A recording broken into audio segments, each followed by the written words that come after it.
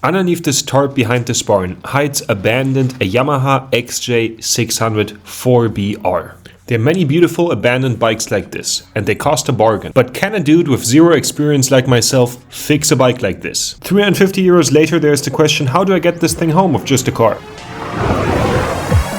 I be on top car, I be on job, and I put it on God, they ain't nobody stopping me. Do the thing and it gets done properly, known for my honesty, not so much for my modesty. What's my policy? No remorse or apology, I am the wickedest, hungry. Show me where the dinner is. Whoops. To make sure that this is traffic proof, just as a quick test. Seems pretty solid. Actually quite proud that this thing managed to get inside here. I'm going to drive very slow and careful with this.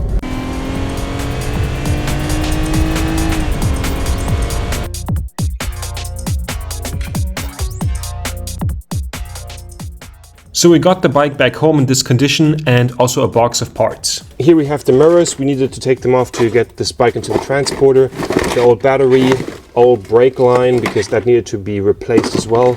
And the heat cover over the carburetors. And here we have the super rusty tank that we will need to take care of as well.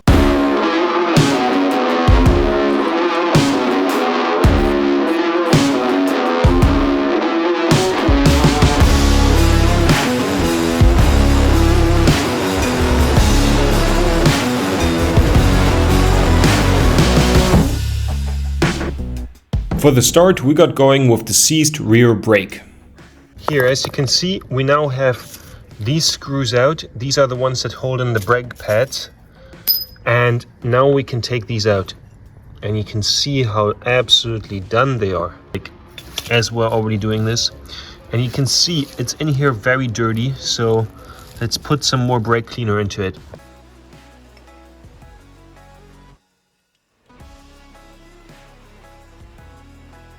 After some cleaning, I hooked up the brake caliper back to the brake line to see if the pistons would move or if it's completely done. There was no movement whatsoever, and all the rubber parts that would go into this would be very expensive and it would be very labor intense to completely restore the brake caliper, so I just got one off a crashed bike from eBay. But until that bike arrives, let's take off the plastics of the bike so we can continue working with bleeding the brakes right when the part arrives.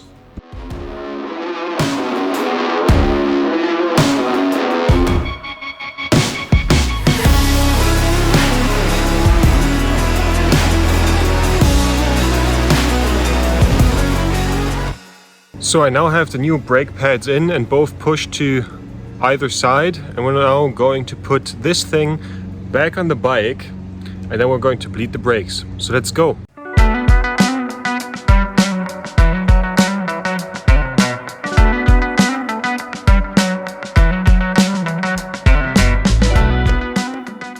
For bleeding my brakes I needed a tool like this, but I didn't have one, so I decided to build my own.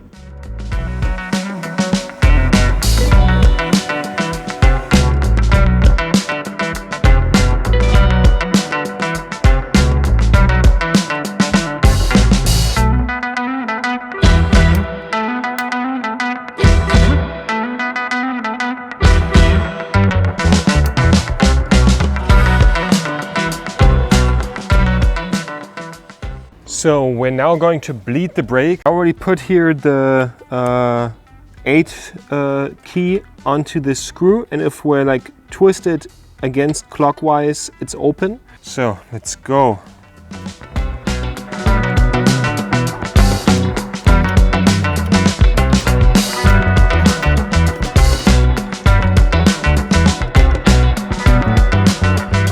Now that we're getting closer to the end, I'm now just pumping with the brake pedal.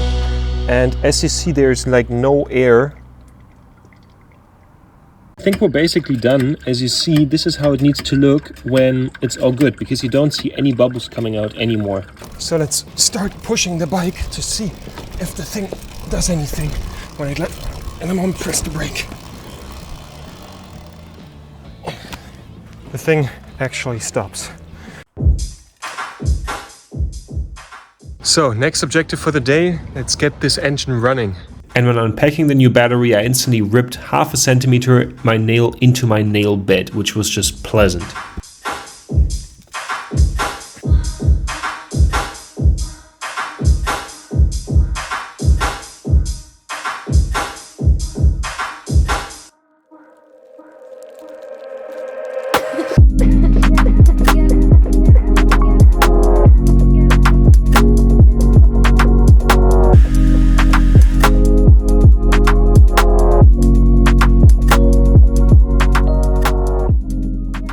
So let's pull the choke all the way out.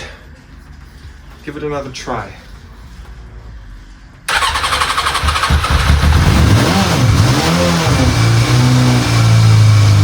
Our bike is running! Knowing that the most important part, the engine, was operational of the motorcycle, let's get some new oil into the bike.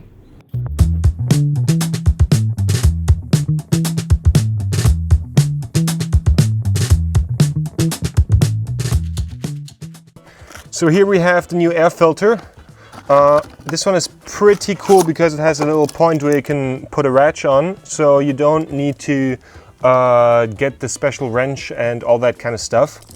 One good little tip is to always put a little bit of oil around this little circle here that you see when taking off the oil filter. And now we should be able to just screw this thing back on. Let's put a little bit of oil into this one.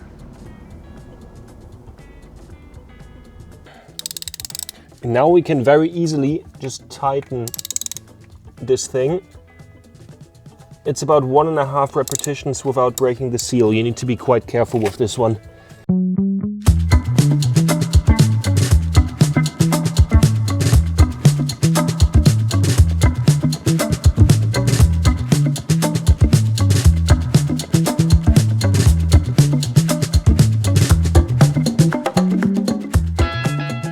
So after we now have successfully put in new oil into the machine, we still have quite a few jobs to do, but I think for what we still managed today, I think it's a good idea to put, because as we're like done with the whole brake section here, to put the fairings back on the bike for this rear part. Putting the fairings back on, our next job will be cleaning out the rusty tank. Drum roll. WC-Ente toilet cleaner. So we're going to check out if we can get the tank derusted with this stuff. And of course I've brought more than one bottle to get this job done. And of course, if all the rust is out of the tank, we need to reseal the tank. And for that I have this tank seal product. With there being no access to water here, we had to move. Ouch! Fuck!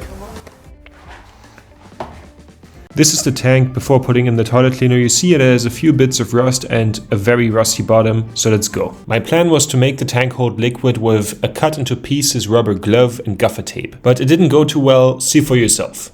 Of course, with this approach, it's important that you're using the good stuff. Like, there need to be all the proper warnings of that you go blind from the shit and that like you should keep it away from your parents and that it ruins the environment. Then it's the good stuff. So yeah, let's pour that in, get rid of the rust.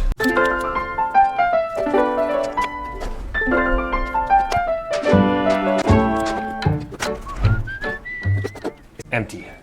Oh, no. Fuck. Oh, fuck. Okay, this is not going well.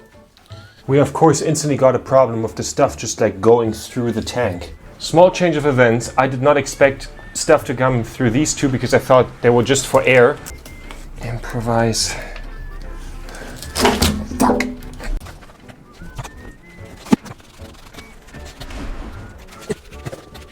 Ah, fuck. I just managed to walk toilet cleaner into my own apartment. As you see, sometimes stuff does not exactly go according to plan. I'm going to take 2 of these, going to put them over the little air suction things and then gaffer tape them and hope that that shit works, because I'm kind of running out of time, as this is basically acid all over the floor of my rented apartment, which is not good. Fuck! You see, this is going very fucking well. No, not again. Now my hands are too slippery to rip off the fucking tape. Jesus Christ. Ouch! For fuck's sake! Oh. For context, I stabbed myself into the hand. We have now successfully wrapped the condom in enough stuff. Let's now fill up the rest with water. I'm using my kettle for this, because it's a good way to just like get water. Yeah, it's full. The tank was leaking liquid overnight. I tried to top it up every once in a while. So let's not fuck this up. We have the tank here with the toilet cleaner in it, and we should not spill anything of that. So we now are putting the acid into this little bucket. We need to now leave the room because the air is getting bad in here. So just open up all the windows so we prevent the bad air.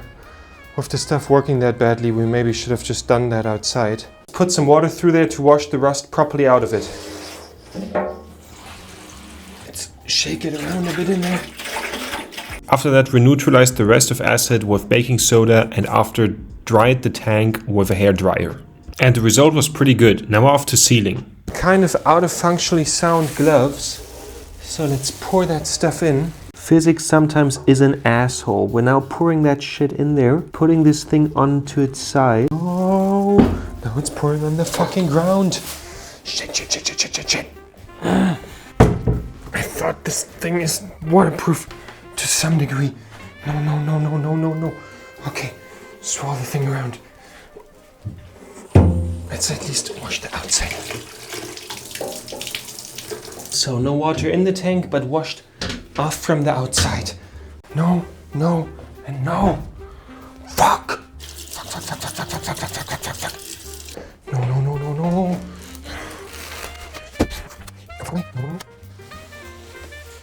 So I've now swerved it around. The wax should be everywhere. Now we just need to wait. So we're now back at the garage and we will now put the new derusted and coated tank back on the motorcycle.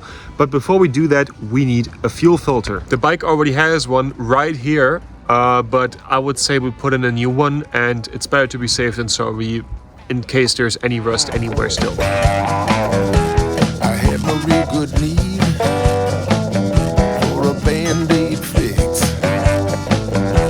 I had no real good need for them sleight of hand tricks. So I ignored my good intention. Called that number anyway. The doctor on the line said she'd get me in that day. Dr. Deuce, Sister Squeeze.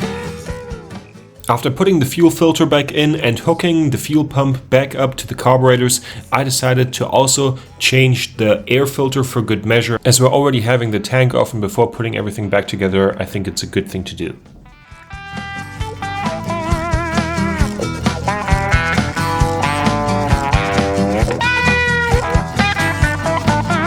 Satisfaction guarantee. For that you gotta pay.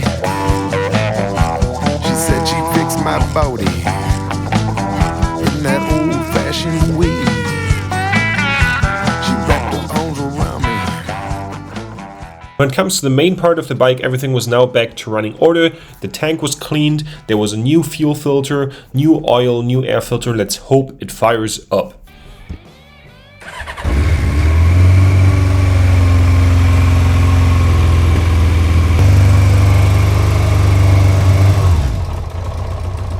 So I now push the choke in.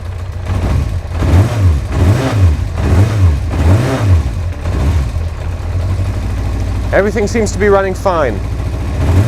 But before we can get the bike back on the road, we need to exchange the simmer rings on the suspension. For that, the front fork legs have to be removed from the bike.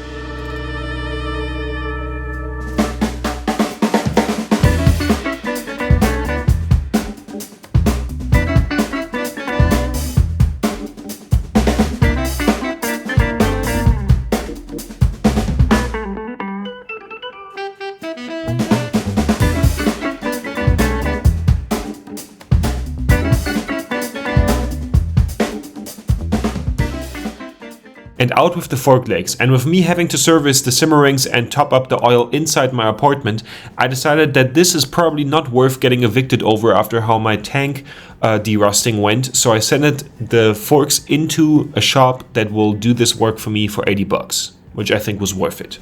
So let's put the front forks back in and the front tire. Sadly, while the bike was standing there like this, the dude I'm sharing the garage with grabbed into the front brake and I absolutely did not internally lose my shit over this because I don't know how to fix this, but let's try. When trying to push the brake pistons back in, it is very important to cover everything surrounding the brake liquid reservoir, as the brake liquid is acidic and can damage your paint if it comes out there, because we need to open it up so that the pressure can go somewhere.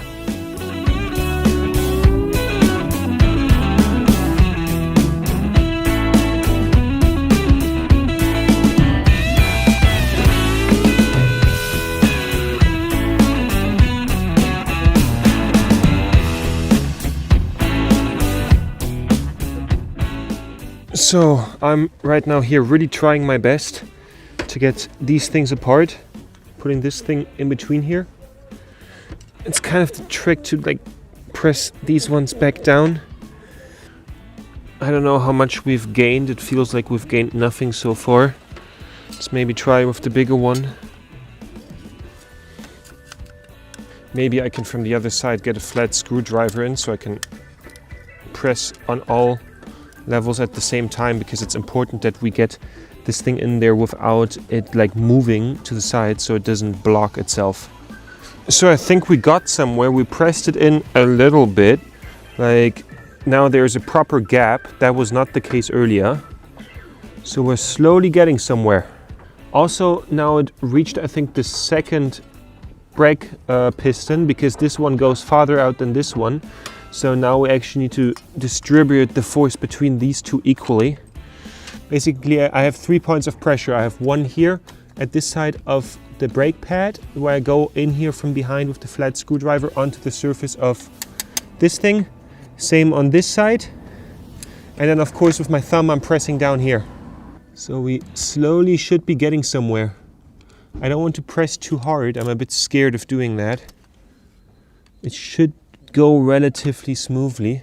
Always when pressing one piston in, the other one would move out, even though I was trying to still put some pressure on that one. So I tried to build a contraption where I could easily push in both pistons at the same time, which actually ended up doing the trick at the end.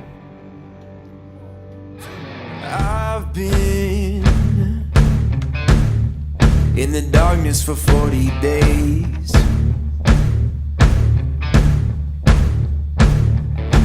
I've been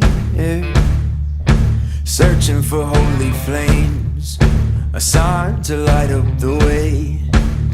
So can you help me out? Now it was finally time to transport the motorcycle to the Office of Road Safety.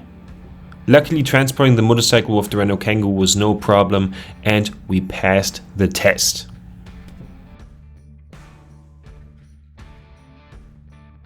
So it actually ran. I was so happy. I completely fixed this bike myself, and I didn't know if I was able to do it, and it was my first time fixing a bike, and now it was finally on the road. And I was really happy to also avoid the challenge of carburetors during this whole experience. Those ones failed 2 months later. There's a video on if I'm able to tackle that.